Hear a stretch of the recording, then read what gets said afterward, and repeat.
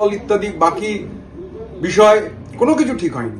তারপরে 19 তারিখ যখন অ্যাটেন্ডেন্স, সেই অ্যাটেন্ডেন্সের সময় বলা হয় যে ওখানে 6 তারিখ লিখতে হবে, মানে 19 তারিখ সই করা হচ্ছে আর 19 তারিখ বলা হচ্ছে যে 6 তারিখের ডেট দিতে হবে। এখন শুনো, মানে যারা বলছেন, আমি এবং সন্দীপান আমরাই তো সেই পুষ্পা নিয়ে বলতে গেছিলাম, উত্তর এসেছিল টুইট দেখে নাও।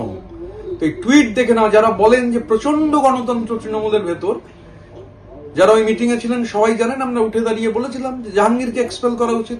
ঘটনা হচ্ছে পুষ্পা এক্সপেল নয়, আমরা যে ঘটনা ঘটেছে, যে বিধায়ক নেই, আমরা যখন দেখতে পাচ্ছি ব্লক লেটারে সেগুলো লেখা হচ্ছে, সেখানে যারা লিখছেন এগুলো, তো স্বাভাবিকভাবে এবং গোটা ঘটনাটা আমরা মনে করি যে আমাদের বিধানসভার যে সর্বোচ্চ জায়গা, বিধানসভার speaker, custodian of the house, আমরা তার নজরে এনেছি।